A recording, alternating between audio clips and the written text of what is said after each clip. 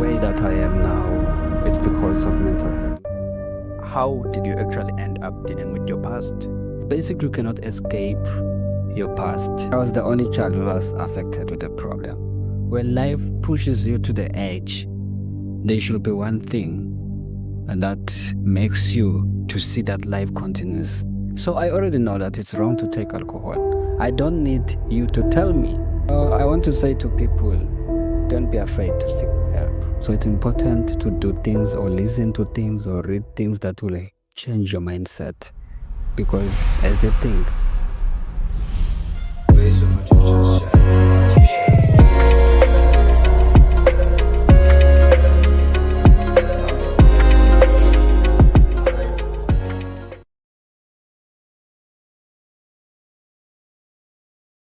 So, welcome to an episode of As You Think, So Are You, a podcast where we actually address matters around mental health, everything around self-help, and personal development. And today we'll be diving into a very interesting topic with our guest, Msizi Nxumalo, a mental health nurse. So, Msizi, welcome to the show. thank you so much, Mr. Nelisa. Yeah, so I'm fine. How are you doing? I'm fantastic. Everything. All right. Okay. So, welcome. The first thing I want to ask you, as you are here today, like, if someone can ask, who is Mrs.? Like, who is Mayhen? Okay. Maybe the first thing is to talk about the word mayhem. Okay. Most of the time people mistake it and they put the M at the end. Initially I used to get offended, but I think I've got used to it. Okay. It's just taken from my second name, Hansen. So the M is just from Msizi, the A is for and, the Y is for Yahweh, then the Hen is from Hansen. So Msizi is just a passionate young mental health nurse. So I'm passionate with mental health because the way that I am now, it's because of mental health. Mental health has helped me to change the way I think, the way I view life. You know what? Growing up, you face a lot of challenges, and many of them, they change the perception that you have about yourself. So mental health gave me a true definition of myself. Of yourself. Yeah, So, you are a nurse, of course I a am. mental health nurse. Yeah. So, basically, the reason that made you to pursue mental health nursing is it was actually a journey of self-discovery more than anything. So, it's more than a profession rather than just going for mental health, just doing the thing. So it's more like you benefited first before any other person can benefit. Is that what you're saying? Yes, of course. Okay. So when I finished Form 5, Mhm. it was not my goal to go for nursing. Okay. I wanted to do medicine. And I think it was during the era of COVID, 2020, when we started having cases of COVID. So there was a problem now. I wanted to do medicine. There was my friend who went to Zambia, I think Lusaka. Yeah, Okay. Apex, I think. It's a medical school. So he went there. So we had planned to go with him. So unfortunately I couldn't go because there was COVID. And at home they were like, no, you can't go. But he went. Yes, he went, but I couldn't go. So now my plans had to change. Now I had to focus in the country. I applied in the university, applying for nursing. My mom just said, no, I don't have money for you to apply to Good Shepherd, Sanu, and Christian.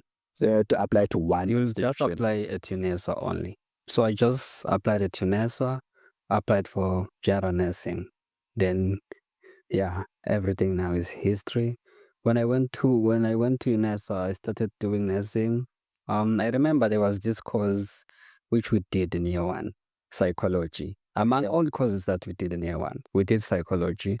And psychology opened my mind At first glance. at first glance. Oh, Okay, I think there was this topic that we actually helped me to discover more about myself. We're doing psychodynamics, Okay. the one by Sigmund Freud. Mhm.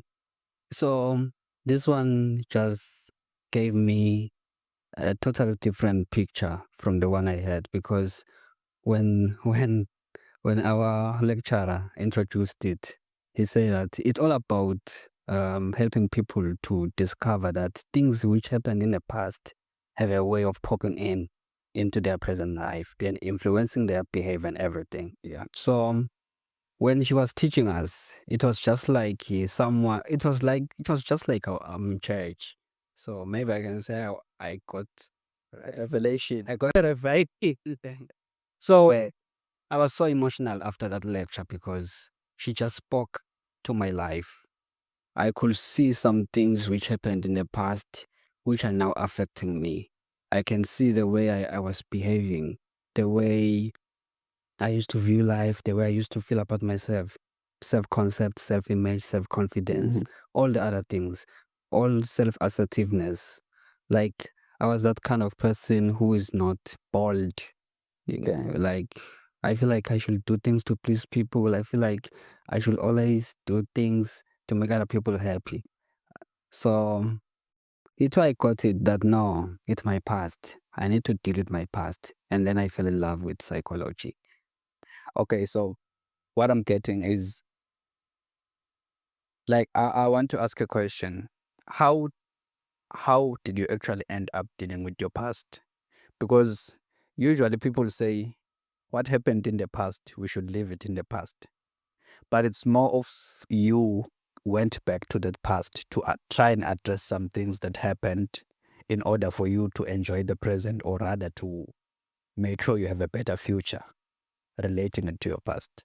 Like, how did you go about actually addressing these things apart from mental health, apart from pursuing a course in mental health, you know?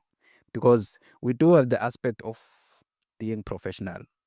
You are a nurse, I'm a nurse, you know. There are things that we do in hospitals. There are things that we do to patients.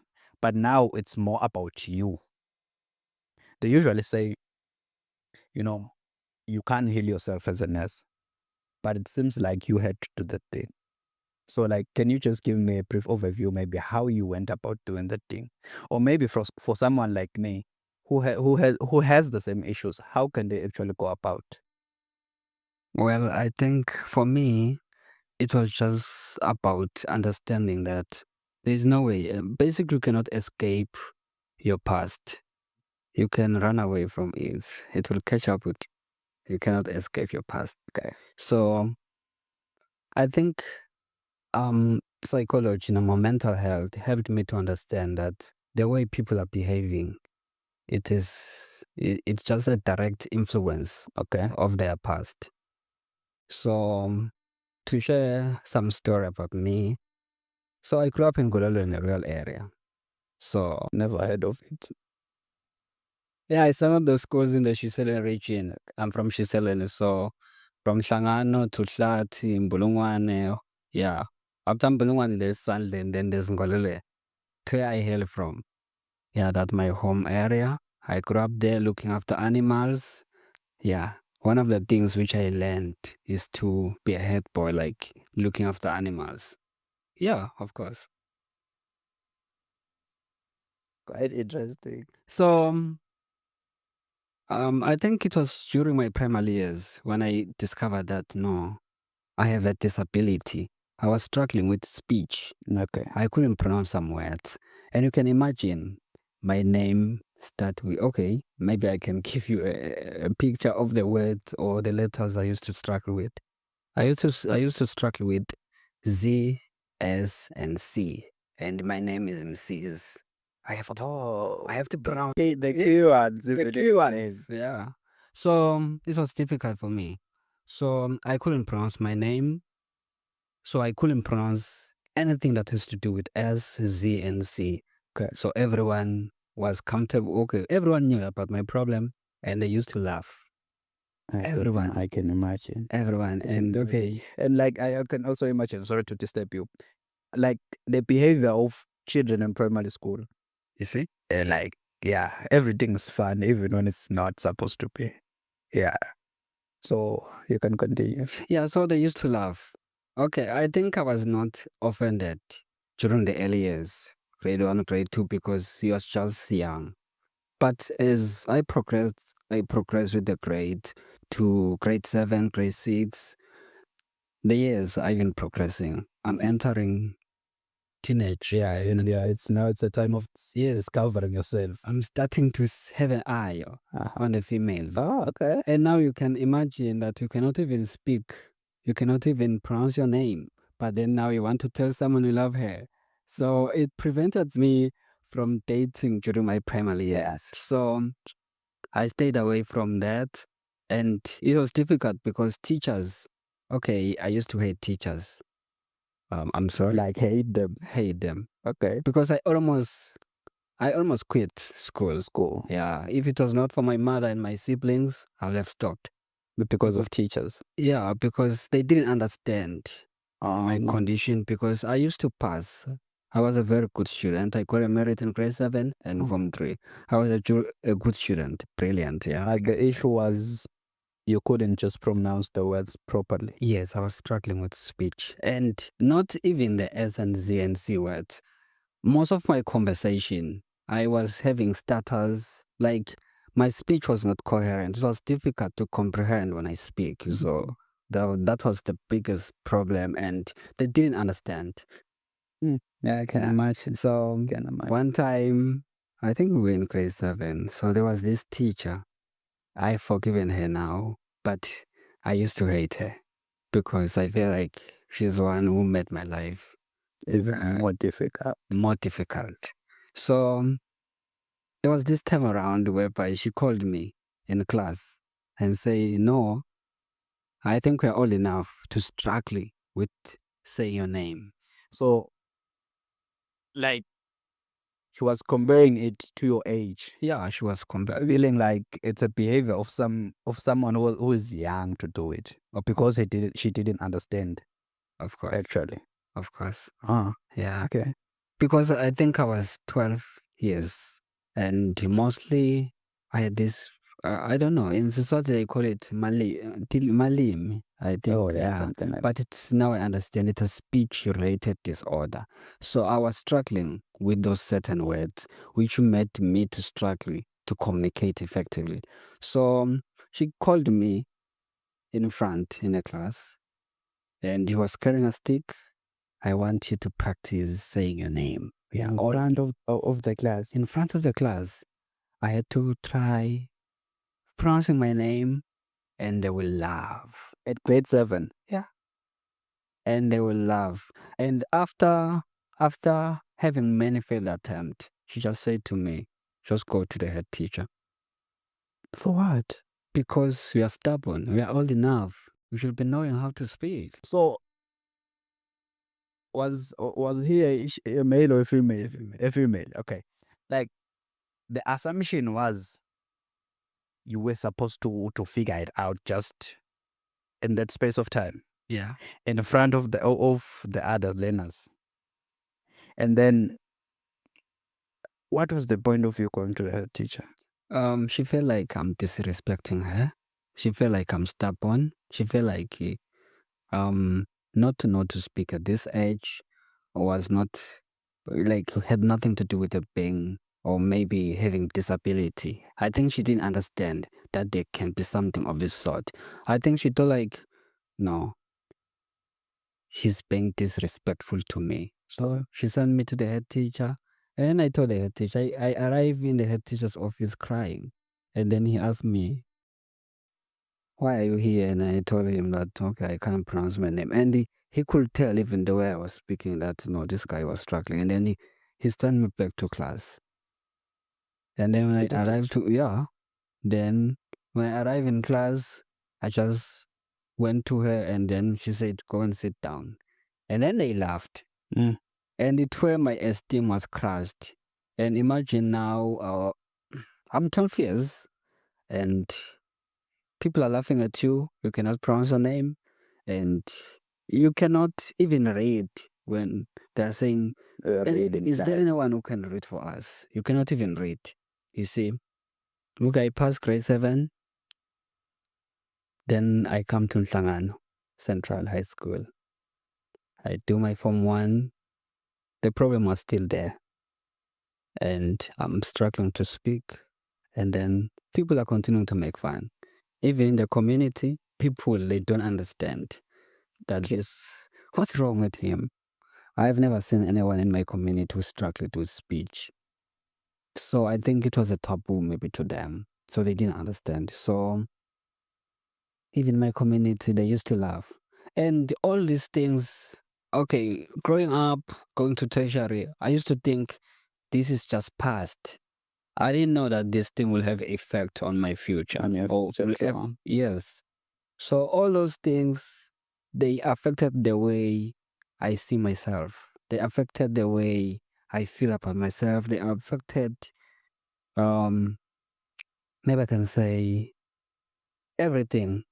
I lost confidence. I think when I arrived at my campus, my confidence, if I can estimate, I can say it was just zero.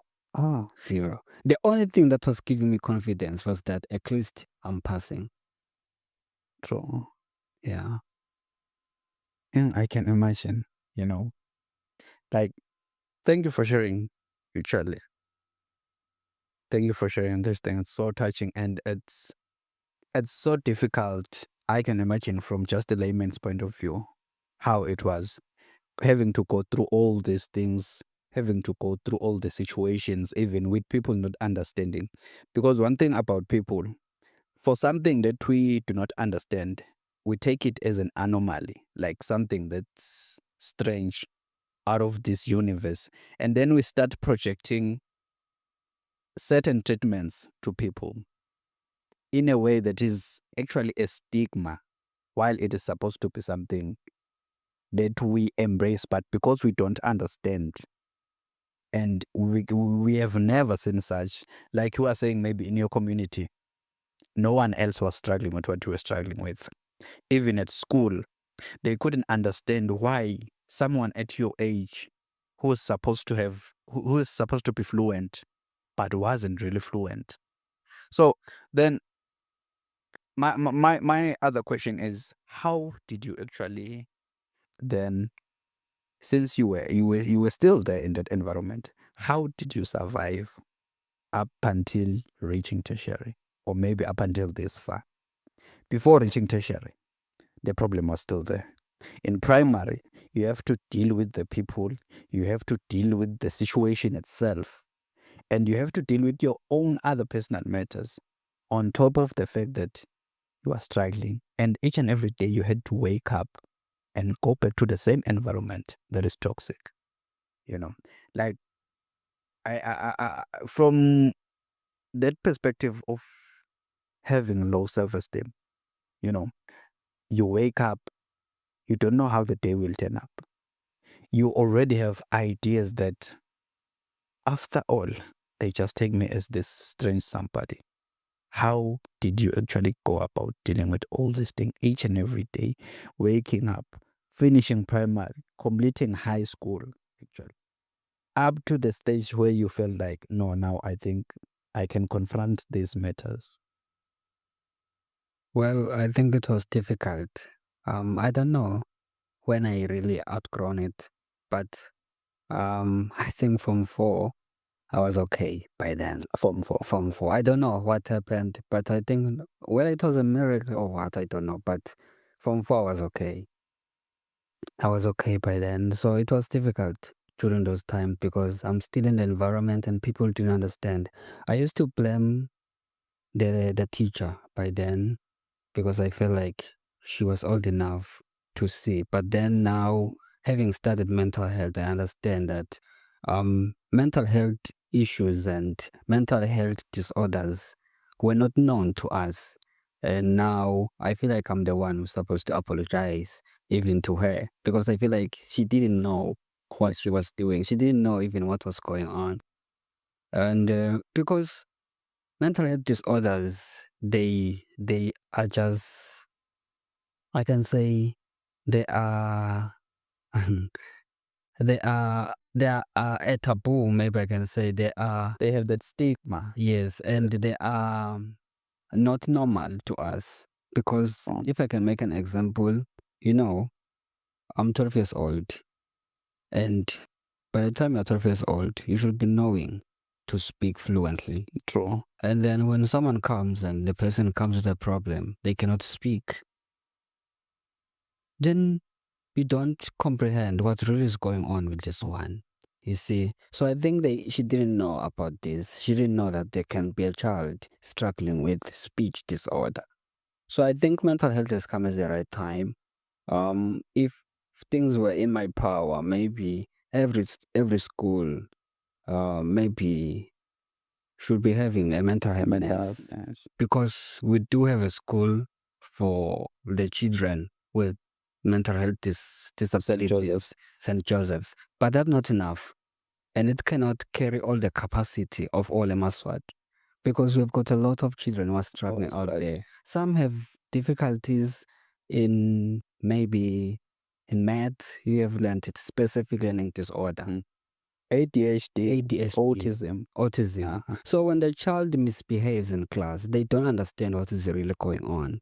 What comes into the teacher's mind, this child maybe is just naughty, disrespectful. The teacher start to blame the parent.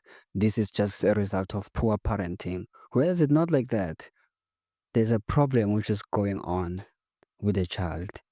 So I think I'm very happy with the country, the progress that we are making in the health sector. But I think more can be done, especially to the mental health side.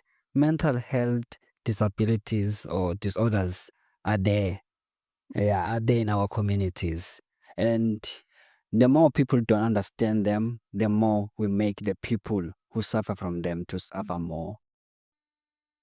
And if we are not accepted in your own community, not accepted by your people, how can you feel? Yeah, it's kind of even more difficult. It's more difficult. I like the approach you are coming with. The fact that we need awareness. We need more people to know about what's going on, because the general public takes illness as something of the physical, something that manifests. I have a headache, I'm sick. Stomach ache, I'm sick. But mental health still has a certain stigma that people associate with. Maybe let's say I have that disability. They take it as disrespect in class. But you cannot also blame them, because truly speaking, most people don't understand what's going on inside the mind of a person. You know, we just see the physical manifestation and we blame it on something that we can relate to. Disrespect, a simple thing, you know. Then coming to the issue of maybe that school, for children with special needs. Even there, sometimes you find that the people don't understand, even the teachers that are there, because they will take a general teacher and assign them to that school. That person has no background of mental health in any way, like has nothing relating to the mental health. So it becomes a challenge to the child. It becomes a challenge to the teacher, because in as much as I can have the compassion as a teacher to want to understand, but the truth is I don't understand what's going on. And you find that it really even doesn't align with my passion. I just wanted to be a teacher, stand in front of students who are well behaving. I never thought I would have a child who wouldn't understand, who wouldn't be able to pronounce certain words.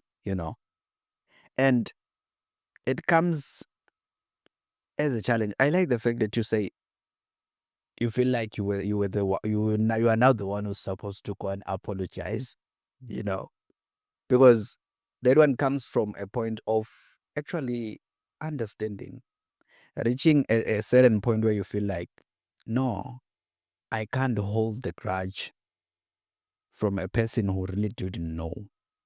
But then the best thing I can do is then play my part. I like you are qualified, you're a mental health nurse, and as someone who is a mental health nurse and as someone who has gone through these things, you have an even better understanding from a person who experienced and from a person who's also learned about such things.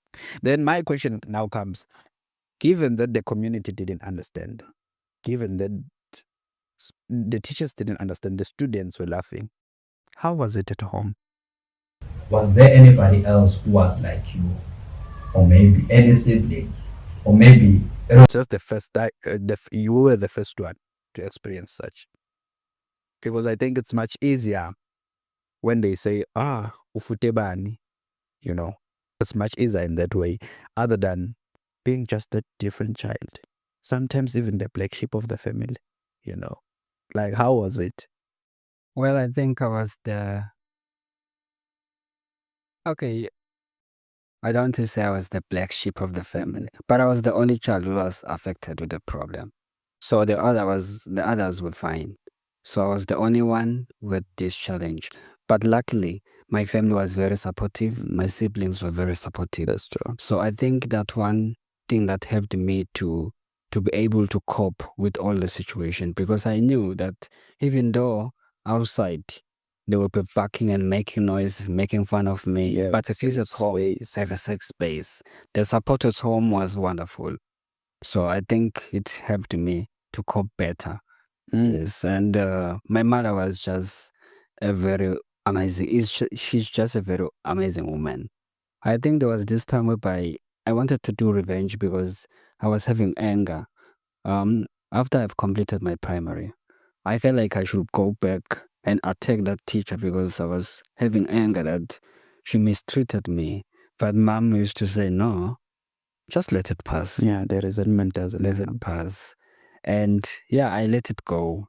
But I couldn't let it go. The damage it has caused. My esteem was still affected. Okay, fine. I was fine with it. When people look at me, I was comfortable. But emotionally, I was having wounds. And it was just a way of trying. I think we have been to the hospital. When you don't take care of a wound, when you just take maybe a bandage and you put it on top of your wound, it would not heal. Yeah, and it may start stinking and maybe even getting worse. infection and get worse. See, so that was what was happening. The problem was sorted. Maybe I was not having issues with her, but still I was bleeding.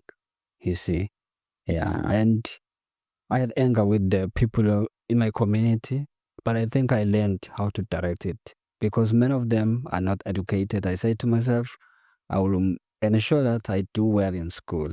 I got a merit grade. I got a merit in Form 3 okay. And in Form 5, I was among the top students. And people didn't understand what was going on because you had some difficulties. They started respecting me because they were seeing that even though he struggles with speech, but he can pass. I think that was the only thing that was giving me confidence that at least I can pass. What if I can't pass? I think there it's a problem because in life, when life pushes you to the edge, there should be one thing and that makes you to see that life continues.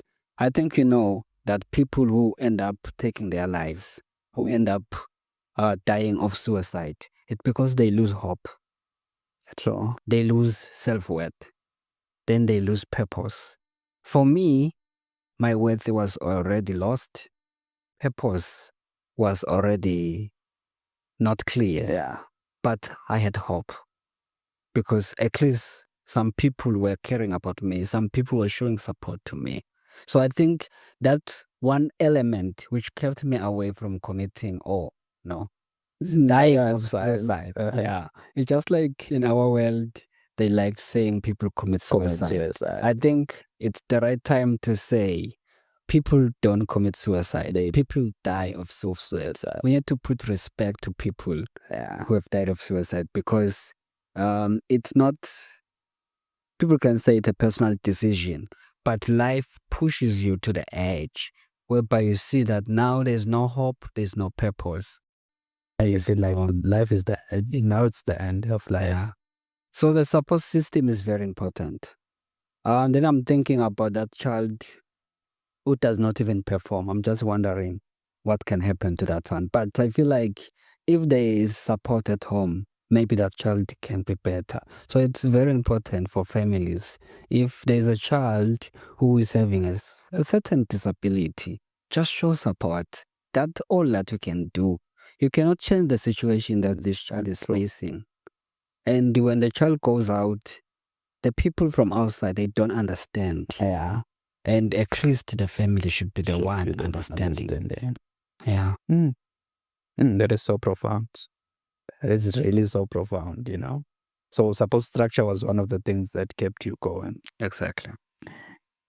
I'm just wondering, it's not really about actually being able to understand or articulate that certain difficulty a person is facing. You can even give unconditional support without actually getting to understand what's going on, which I think most people struggle with supporting people just because they want to understand what that person is going through. But I think where we can improve as people is not really being able to figure out everything or maybe being able to understand the difficulties a person is going through, but to actually be there. Just create that environment where a person can fall back to, even when the world outside is barking, as you said. But at least at home, I have this safe space that I can fall back into. I can still go on in as much as I have lost the sense of self-worth. I have lost the purpose, but there is hope just because there's someone standing by my side saying it's gonna be okay.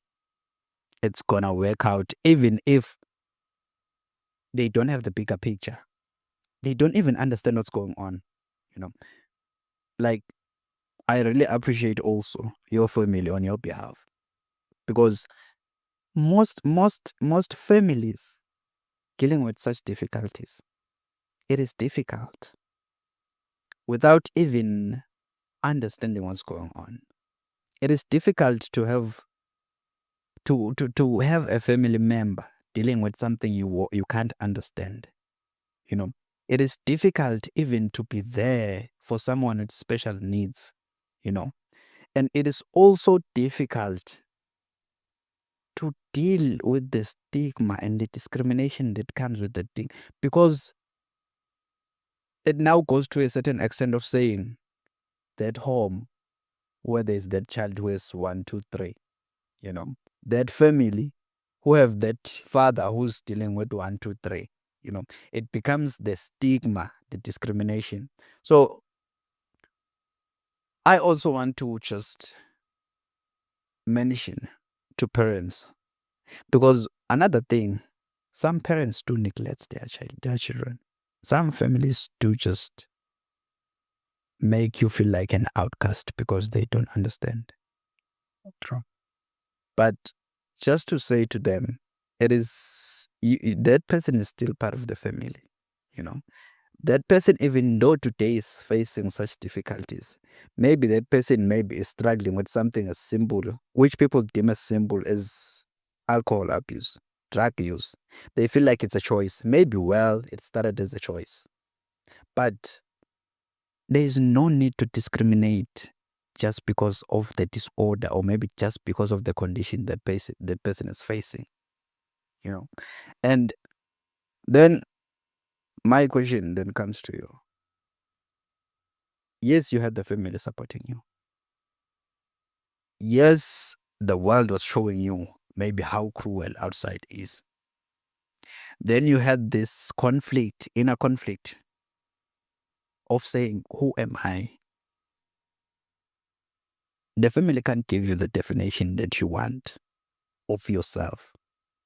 You need the identity that you can formulate. You have no peers, maybe friends who can understand. Maybe people who wanted to associate with you. Because at that stage, we come to a point where we want to discover ourselves. We want to make friends. We want to associate with a certain group. You know, teenage life. You want to have a girlfriend. You want to explore. But then for you, that stage was filled with the difficulty you were dealing with. How did you navigate that? Well, I think I didn't cope with that one. Okay. I didn't cope with that one because I didn't have a girlfriend in primary and in high school. I didn't have that confidence to talk to a girl because I was feeling like, what will I say exactly? And the problem is, I did my high school. I continued my high school in Nxumalo Central. So they knew me. They knew that I had struggles in Form 1. So it was difficult. I think it was the most challenging thing because people, they want to change you. Yeah. You talked about a very important point. You said people don't need to understand what you have. People need to support you. Unconditionally. Yes, unconditionally. If I've got a problem with alcohol, I might have been the one who was wrong initially by getting into substance. But I don't need you to judge me already because people know that certain things are wrong because you've got societal values. So I already know that it's wrong to take alcohol. I don't need you to tell me that I'm wrong. I already know I'm wrong. I need to get out of where I am. And you cannot help me out if you judge me. You need to support me. You need to be in my side and help me out. If you're still talking things which are negative, most of the time when a person is guilty, one thing that they do, oh, maybe not guilty, when a person is in trouble, if you come and accuse them, why are they in this trouble that they are in? They become defensive. You know, when a person is defensive, you cannot help that person. So the best thing to do is to support the person, pretend we are in support of that person, pretend we are on their side. So it's what I needed from them. Unfortunately, they couldn't give me, and my family was the only source of support who understood that they had to be on my side. But unfortunately, even them, they couldn't help me emotionally. They could help me to cope, but there was some damage which has happened already. There were wounds which I had emotionally, especially the emptiness, losing self-concept, losing myself, because during that phase, I lost myself. I lost myself. I lost myself. But mental health opened my eyes and I began to understand myself. I began to appreciate myself. One of the things which maybe I can say were very helpful, these things, affirmations. Self-affirmation. They are very important. Do you know what? Individual is made up of 5 parts, as you know. There is a physical part, which is a gateway of information. What we hear influences the way that we think, the mental part. As you think, so are you. Exactly. And from there, what you think. Okay, when as you hear something, it influences the way you think about it. And as you think, you begin to generate emotions based on what you have heard, you see? And from there, it depends on the spirituality, on the values which you have. And the beliefs. Yeah, and your beliefs that you have about yourself. If a person comes to you and say, you are ugly, and you think about it, so not all people will get offended when you say to them they are ugly. True. But a person with a low self-esteem takes it personal. Almost everything. Everything that you say. That's why we always say they're emotional, or maybe we say this one. That's what it is, this thing called Mtunigen. And this boy, or that keep playing. I say, but they also say, yeah, Mtunigen. So there are people like that. There's an ethnicity, but Mtunigen, because they are so fragile. It is because these people, the problem is with their spiritual part, the convictions that they have about themselves. And the convictions that we have about ourselves are are influenced by the external environment most of the time. And it's your responsibility as a person to influence them positively so that you can cancel those things which have been an influence from the outside. Yeah. Can I make an example? Okay. If you can come and tell me that I'm ugly, I will not take it personal if I know that I'm not ugly. I'm handsome. These days, girls, they're looking for tall, dark, and handsome. Maybe Do you have the aspect? each day when I wake up, I tell myself, I'm handsome, I'm tall, and dark. Tall, dark, and handsome. I tell myself every day. Do you think it will have an impact when you come to me and tell me that I'm ugly? Definitely not. Not. Mm. I think it's the high time we start influencing our spiritual part.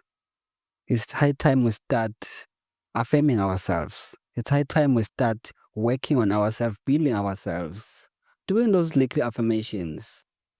You know, there is this thing about girls. The girls are struggling a lot. Girls are struggling a lot.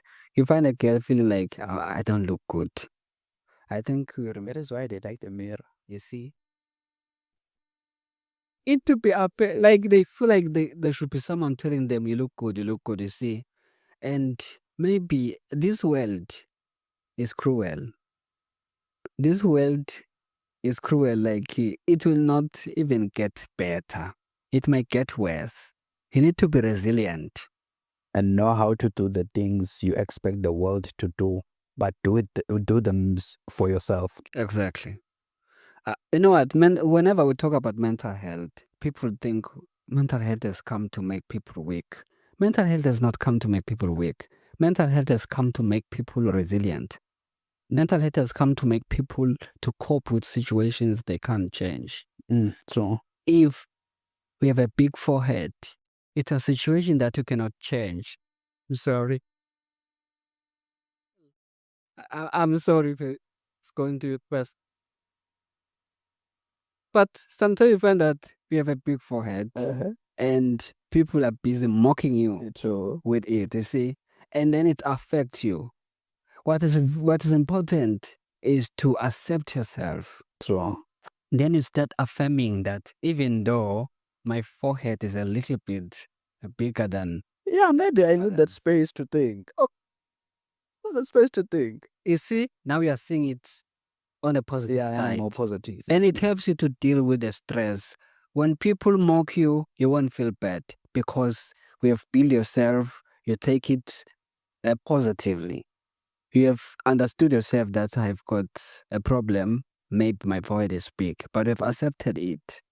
And then whenever people are laughing about it, you are not bothered because we have already accepted it. I think one thing that we have, we don't accept ourselves. And when we don't accept ourselves, you're allowing the beliefs from other people or the beliefs from the external environment to influence your beliefs and the convictions that you have about yourself. Because yours aren't grounded on anything. Because yours are not grounded in anything. It's just like it's just like virus. You see, the reason why in other countries, okay, let's make an example of COVID. During COVID-19, we used to take vaccine. Do you remember? The reason why we're taking vaccine is because we wanted to make our immune system to be strong and wanted to prepare it just in case a virus comes. We are able to tackle it. So the problem with us, we don't take vaccine in our lives. And then we're in a pickle because we cannot control the external environment. We cannot control what is happening. We cannot control what people are saying. You cannot control how your coworker is going to treat you at work. But because you've got wounds which never healed, when a coworker just speaks something negative, it sounds personal to you. You get offended. And it will hurt you. It will hurt you. Not really because it is hurting you, but actually because you have wounds around that thing. Of course. Wounds that never healed. It's very important to accept yourself. And just like I have said initially, we should deal with our past. The way that you grew up, as we are working now, we are seeing a lot of clients. Some client will come and tell you that I have a problem. I'm beating my girlfriend. As you start to interview the patient will tell you that actually it's my father. My father used to beat my mother. And the child or the patient or the client grew up thinking this problem is resolved, not knowing that this problem will have a way of coming out. So I think it's high time people start understanding that there's no way you can escape your past. But you have to just deal with it, With it- get over and done. Of course. Deal with your past and move on with your life. You'll be happy. We're approaching our wrapping up time, so we'll continue the conversation. I had a question that I wanted to ask before we ended. Like, for someone, let's say I didn't do mental health nursing, I didn't have a supportive family, I didn't have all the things that I can assume are privileges to someone who is struggling. How do I actually navigate this world? I don't have that support. I don't have that know-how from a professional standpoint of view. How do I deal? Let's say I present to you. I'm Nelson Mazibuba. I'm facing 1, 2, 3, 4. I'm just someone who maybe is just doing general labor. I completed maybe my Form 5, or maybe I'm not educated at all. But I have these things. Then how do I deal with such? How can I actually discover myself? Have that self-confidence? Maybe because I think those things are limiting when it comes to navigating many things in life.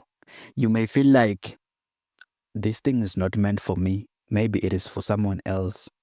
Maybe I can't have this job. I can't even go to this school. Maybe I'm done with school. I'm working. Can I have this car? Can I have that family? No, it's for someone. It's for someone who's like this.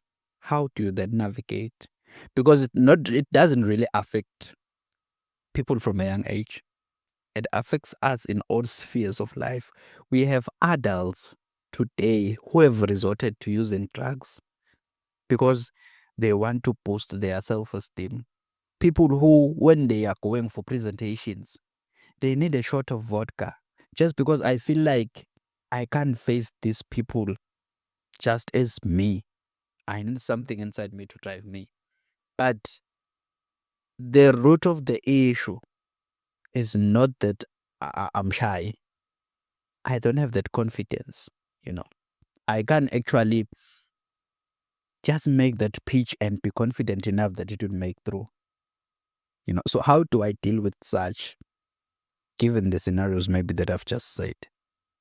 Or even broader, Okay, thank you so much. I think your question is a real question. So I think the first thing that we need as people is to be aware of yourself, is to sit down. I think one of the things which we don't do is to meditate. It's important for us to have a way of sitting down with ourselves. When last did you sit down with yourself? You should ask yourself that question. When last did you sit down with yourself? Talk to yourself. Reflect. Just think about your feelings. Just think about the thoughts which you have. Just do a positive introspection of your life. Just do introspection. Look at your life. How are you? Are you living a fake life or you are living a real life? Okay. When you have seen that there's a problem, it is when there's a problem to go and seek help, because the most thing which people don't know is that they have a problem. It is difficult if you don't know that you have a problem. It is difficult to get help. The first step is to realize that you have a problem. Then you seek help. I know it's difficult because we have been trained to think like, can talking really help me? How can talking help me? Because sometimes they look at our age. As for me, I look young. Okay, maybe I'm young. So it's one of the challenges which we find that we are having. And people, they they sometimes look at the age. Maybe I'm a 60-year-old man. What can I really talk to a 24-year-old? So, can you really help me? And not knowing that this person has been trained. I think it's high time people we start respecting people who have been trained as mental health professionals. Let's not have that thing of fear to cry. NgesiSwati bathi umvalo ongakhali uvelelwe lelo. Like to have struggles. Like the truth of the matter is we've got different backgrounds. And we are struggling. And we are struggling. True. So we should always find a way. We should find people who will help us to move away from our struggles. We cannot help ourselves. Let us not be afraid to cry for help. When the people who can help us, they can pull us away. So people should not be afraid. I think all the hospitals that we have in the country, they do have a mental health department. Sometimes you can just take your in because maybe we private therapists, we are expensive. You can go to Hlangano Health Center, or maybe Nazarene, maybe And even the psychiatric hospital. the psychiatric hospital. Just tell them, I just want to see the mental health department. I just want to talk. Just talk about it. You will feel better. But one problem shared is half solved. True. So when you share your problem, the other person can help you because when you're in troubles or when you're in a certain problem, normally you view the problem with biasness. So when another person comes, the other person comes with neutrality. The other person is just neutral. They're going to help you with another perspective of your problem. So I want to say to people, don't be afraid to seek help. Just cry for help. If you need help, cry for help.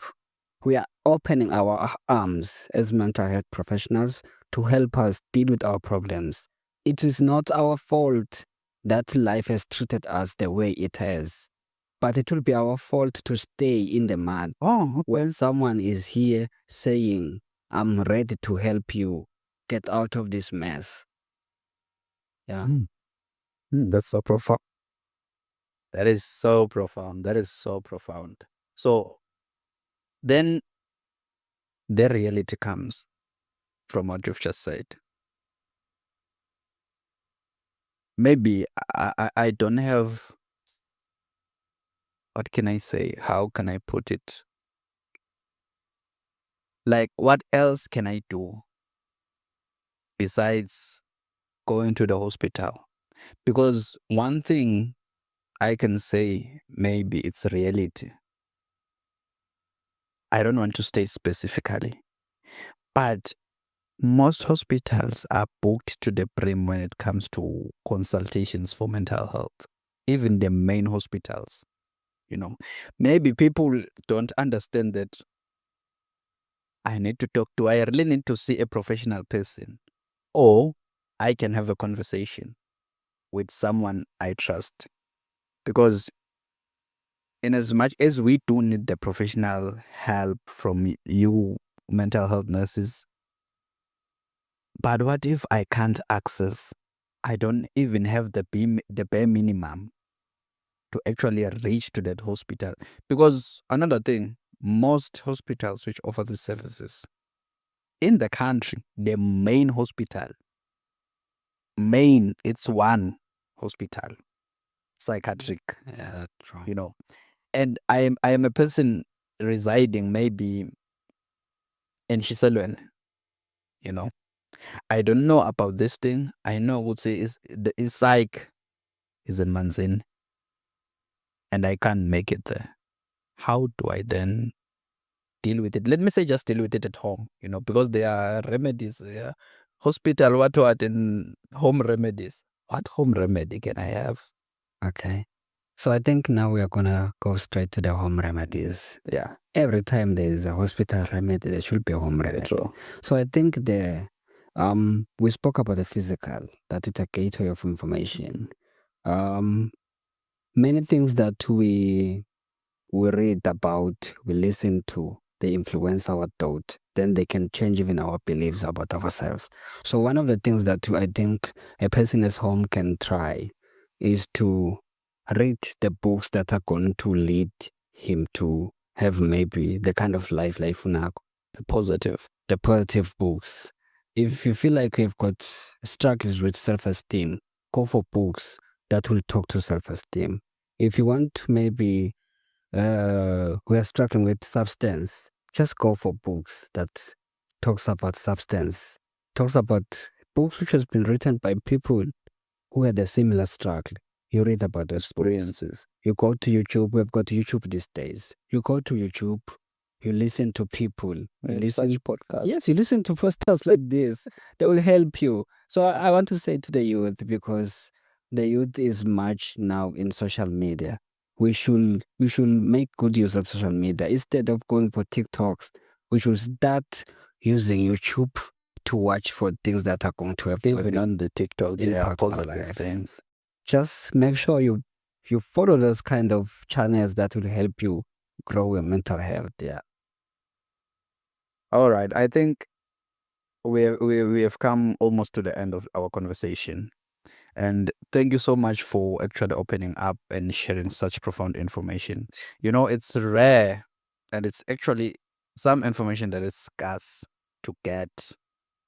You know, someone sharing their experiences and someone opening up with things that he dealt or she dealt with is something that is even more complicated and more difficult. But I just want to appreciate you for actually coming here today and just sitting here with me, having this real conversation, you know. And I believe not even myself only, but more people will benefit from such conversation, because even myself, I just discovered that there are things maybe I didn't confront, maybe that I need to confront, and there are things that I actually need to face, or maybe that I need to deal with. And there are things that I can also implement even when I'm not struggling, but that can actually influence me for a better, you know. So thank you so much. And I'll for the last question, what are your final thoughts, maybe pertaining to this conversation, pertaining to someone with low self-esteem? What can you say? One last words as we wrap up.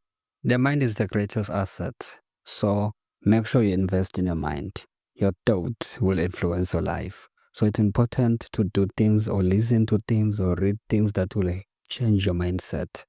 Because as you think, so you are. As this. Yes. Not invest in our minds. Let's grow our mind and invest in them. No, I think thank you so much for the conversation. Thank you so much for having me.